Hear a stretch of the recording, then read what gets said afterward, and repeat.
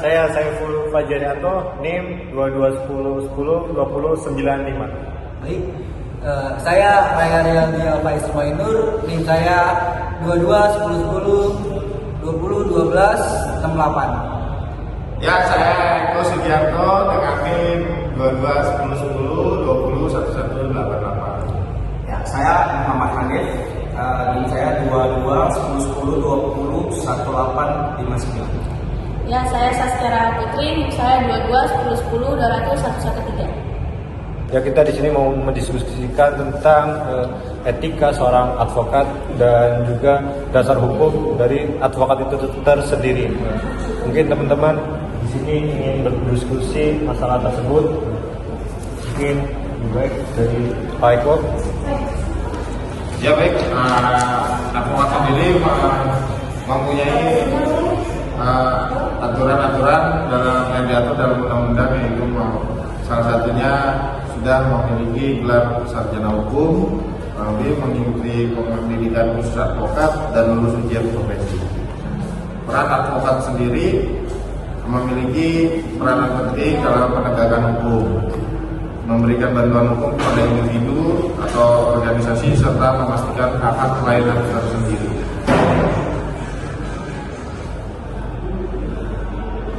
Dan dasar hukum keadvokatan atau advokat kurang lebihnya memiliki dasar hukum, yaitu dalam Undang-Undang Nomor 18 Tahun 2003 tentang advokat.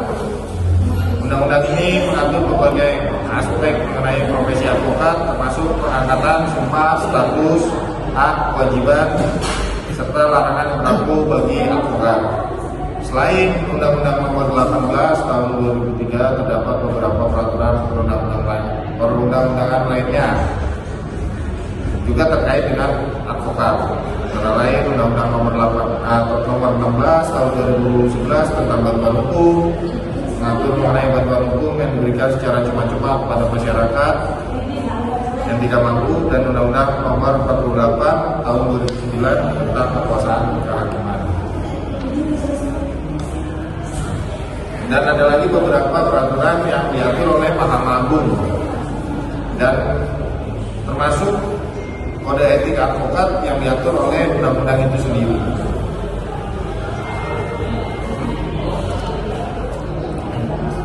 Ya, jadi advokat atau penasihat hukum atau pendampingan hukum.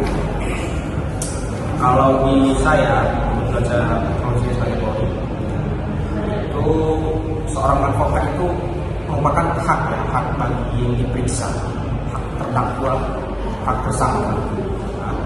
Jadi, jika memang seorang tersangka sedang diperiksa, maka kami akan menanyakan apakah saudara sama didampingi oleh penasihat hukum atau tidak. Jika tidak punya atau tidak mampu, maka akan kita tunjuk dari kepolisian merepresentasikan negara menuju penasihat hukum untuk mendampingi si tersangka.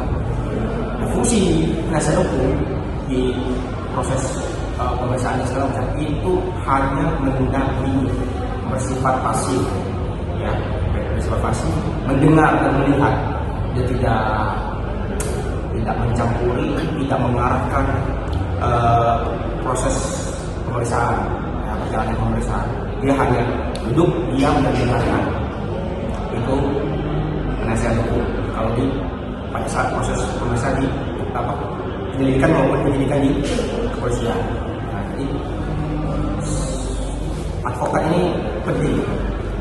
Pentingnya kenapa? Karena dia bertugas secara etika dan moral, itu dia bertugas untuk memastikan hak-hak si saksi, terdakwa, tersangka, apapun itu, bersalah atau tidak salah. Dia yang memastikan, yang bertugas memastikan bahwasanya hak-haknya terpenuhi.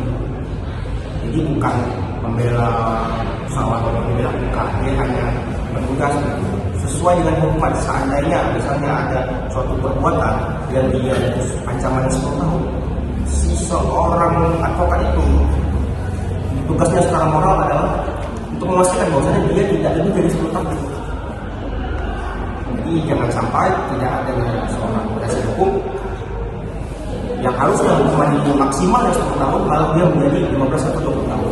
Si advokat tujuannya untuk seperti itu, walaupun si tersangka ya tetap dia melakukan kesalahan, apalagi yang dipersangkakan itu belum tentu benar dia yang melakukan, maka disitulah tugas etika dan moralnya si advokat itu membela dalam tanda kutip memberikan mencukupkan hak-hak si tersangka maupun saksi seperti itu.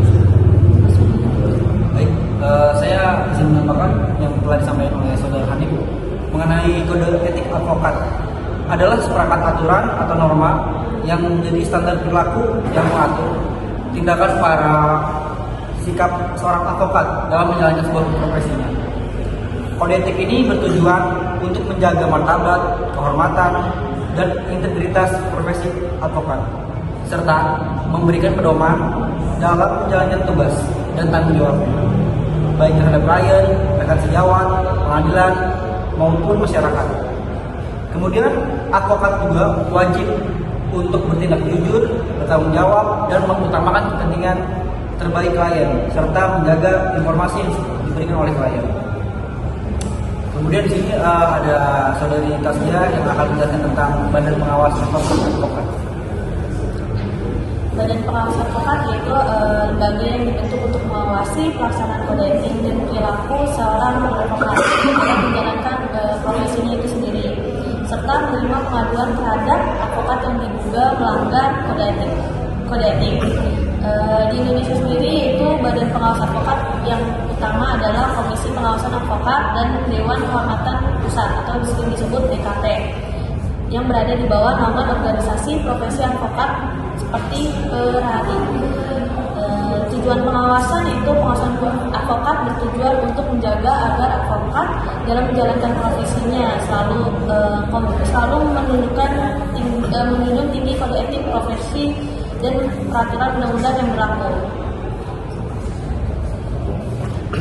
Ya, dari penjelasan teman-teman, kode etik advokat itu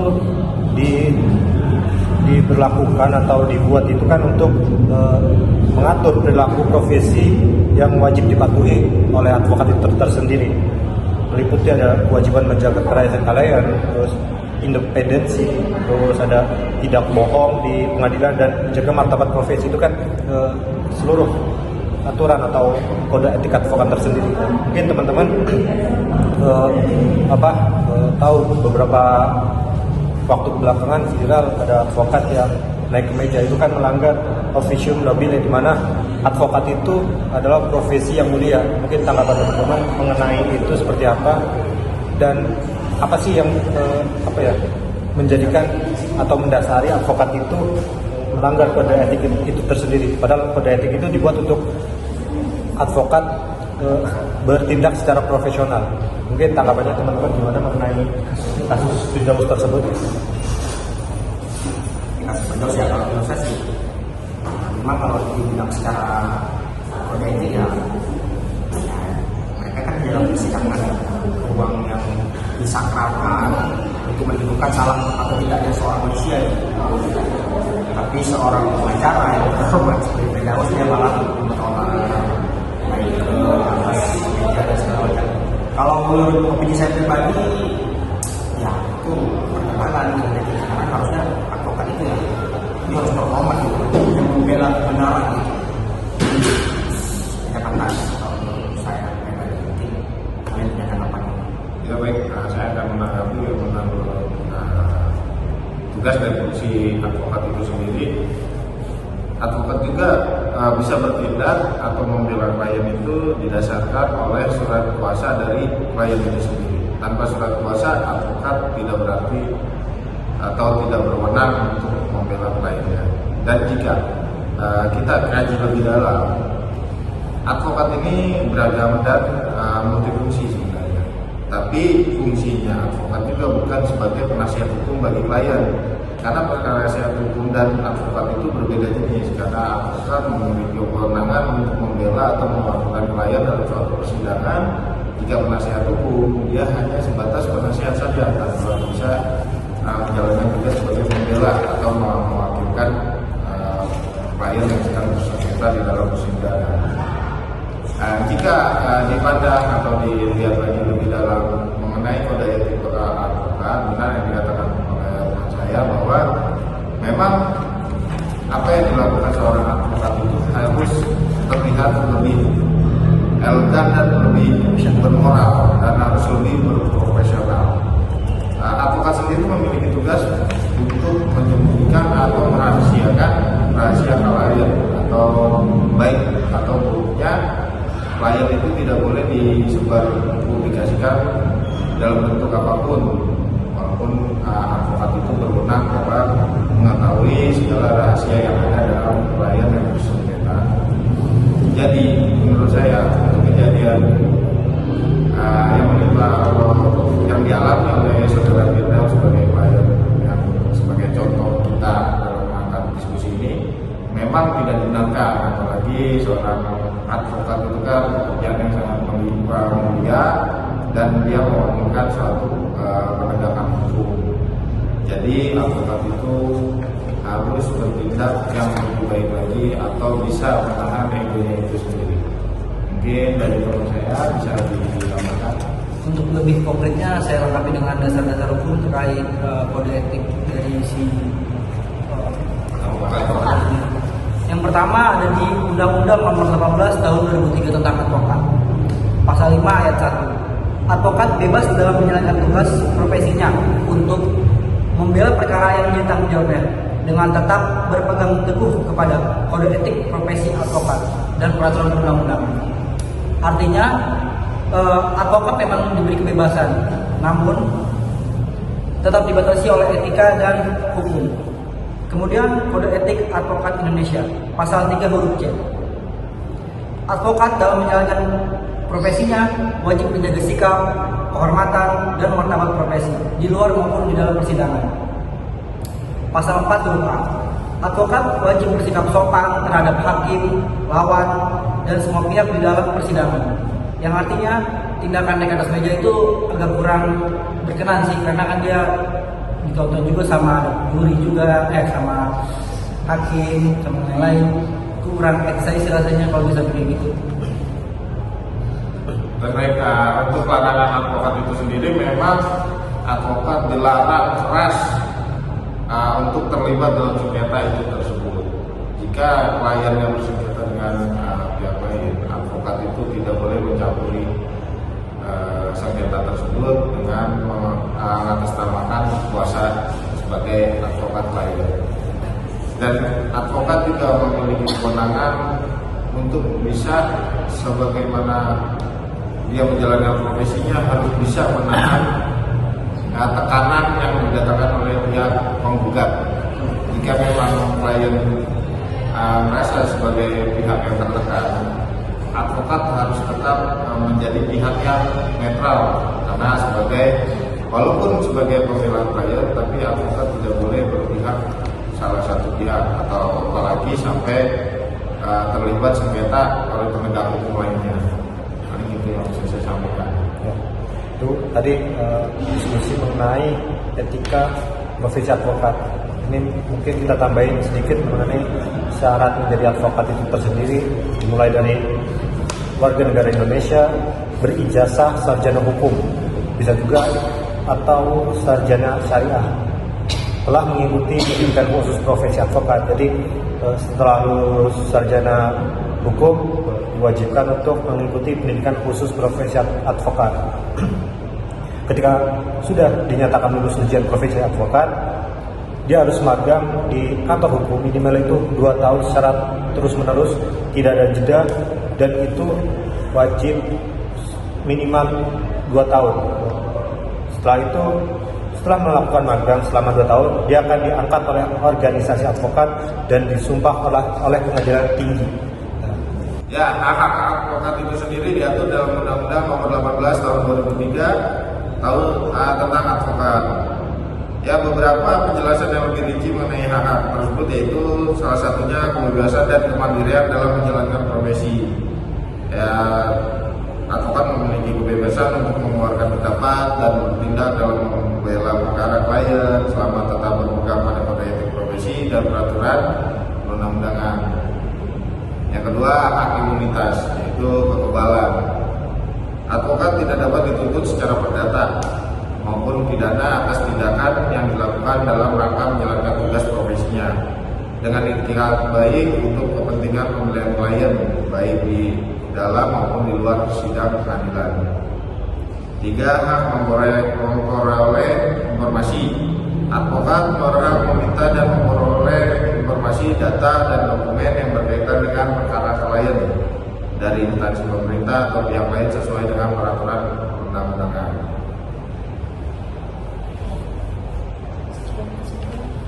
Baik, terima kasih atas penjabarannya. Ya, Ya, mungkin itu sedikit diskusi dari kami mengenai kode etik advokat, syarat menjadi advokat, itu cukup menarik. Mungkin langsung kita tutup aja dengan kesimpulan bahwa advokat adalah mereka yang berprofesi hukum, yang memberikan jasa hukum kepada individu atau badan hukum, baik di dalam maupun di luar pengadilan. Advokat memiliki peran penting dalam penegakan hukum, pelindungan hak-hak klien, dan memastikan keadilan dapat ditegakkan. Ya, hak advokat itu sendiri diatur dalam Undang-Undang Nomor 18 Tahun 2003 tentang advokat. Ya, beberapa penjelasan yang lebih rinci mengenai hak tersebut yaitu salah satunya kebebasan dan kemandirian dalam menjalankan profesi. Ya, advokat memiliki kebebasan untuk mengeluarkan pendapat dan bertindak dalam membela perkara klien selama tetap berpegang pada kode etik profesi dan peraturan perundang-undangan. Yang kedua, hak imunitas, yaitu kekebalan. Advokat tidak dapat dituntut secara perdata maupun pidana atas tindakan yang dilakukan dalam rangka menjalankan tugas profesinya dengan ikhtiar baik untuk kepentingan pembelian klien, baik di dalam maupun di luar sidang pengadilan. 3. Hak memperoleh informasi. Advokat berhak meminta dan memperoleh informasi, data, dan dokumen yang berkaitan dengan perkara klien dari instansi pemerintah atau pihak lain sesuai dengan peraturan perundang-undangan. Saya akan menambahkan sedikit saja bahwa memang advokat sendiri itu tidak bisa memutuskan atau menghasilkan suatu keputusan pengadilan, karena advokat sendiri memang hanya berwenang sebagai pembela klien atau yang berkuasa atas klien, dan itu yang sudah didasarkan oleh surat kuasa dari klien itu sendiri. Surat kuasa dari klien ke advokat sendiri itu tidak berbatas waktu selama klien itu memang tidak mencabut surat kuasa tersebut. Jika memang seorang advokat menjalankan profesinya, dia harus memegang teguh yaitu kode etiknya, yaitu salah satunya untuk menjaga nama baik klien itu sendiri. Jadi menurut pandangan saya, walaupun advokat pekerjaan yang mulia, tapi dan dia dibekali oleh kemampuan atau basic dari hukum itu sendiri, tetapi tidak bisa mengambil keputusan atau mengikat keputusan secara inkrah kepada klien tanpa ada keputusan pengadilan yang sah dan jelas. Mungkin dari teman-teman ada yang Mungkin ini sih Bang, ada yang di pertanyaan saya. Kan dari tadi itu kebanyakan tentang ketentuan bagaimana advokat beracara dan lain-lain. Tapi gimana sih kalau si advokat itu hak yang perlu dipenuhinya sebagai advokat itu apa aja sih? Kira-kira ada yang bisa jawab? Hak-hak yang Advokat itu tersendiri. ya betul. Itu diskusi dari kami mengenai advokat itu sendiri. Terima kasih teman-teman sudah menyempatkan waktu. Terima kasih. Terima kasih. Sekian. Assalamualaikum warahmatullahi wabarakatuh. 2, 3. Ya, assalamualaikum warahmatullahi wabarakatuh. Apa sih? Telepon dulu. Bisa langsung aja dari anak Ntar dulu ulang. Maksudnya apa sih pas bagian mana? langsung. Melalui saya yang bernama Eko Sugiarto,